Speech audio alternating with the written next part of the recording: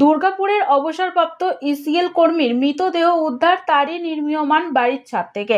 বুধবার রাতে পশ্চিম বর্ধমান জেলার দুর্গাপুরের ফরিদপুর ব্লকের কালীপুরে ঘটনাটি ঘটে। তদন্ত শুরু করেছে পুলিশ। মৃতের নাম পূর্ণচন্দ্র ঘোষ। তাকে গুলি করে খুন করা হয়েছে বলে অনুমান পরিবারের।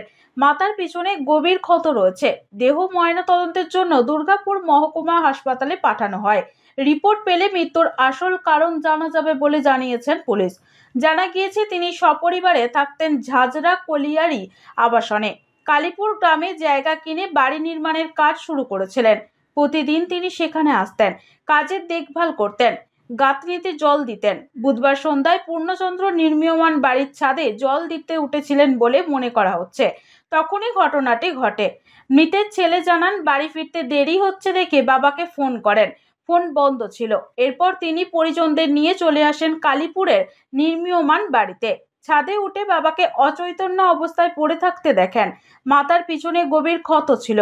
দ্রুত তাকে ব্লক প্রাথমিক স্বাস্থ্য কেন্দ্রে নিয়ে যাওয়া হয়।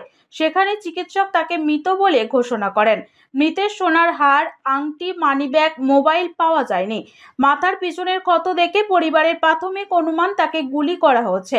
ঘটনার খবর পেয়ে পৌঁছায় ফরিদপুর থানার পুলিশ। কী কারণে এই ঘটনা জানতে তদন্ত শুরু করেছে পুলিশ। বুধবার সন্ধ্যায় নির্মীয়মান বাড়ির সামনের মাঠে বসে থাকা কয়েকজন পটকা ফাটার মতো একটা আওয়াজ পেয়েছিলেন বলে পুলিশকে জানিয়েছিলেন।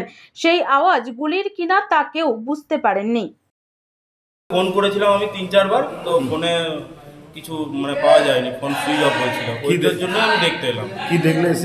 এসে দেখলাম বাবা এরকম পড়ে আছে। তারপর সবাইকে নিয়ে গিয়ে আমি হসপিটালে নিয়ে গেলাম। তখন অত কিছু দেখিনি যে মোবাইল নেই বা কিছু নেই, সেই সব কিছু দেখিনি সেই মুহূর্তে। তারপর মনে করছি যে এগুলো তো ছিল, তখন চেক করে দেখছি এসব কিছু নেই। আর এই মাথার পেছনে ক্ষত দাগ আছে, তো সেখান থেকেই বোঝা যাচ্ছে যে কিছু হয়েছে। এমনি অটোমেটিক তো পড়ে যেতে পারে না মানুষ।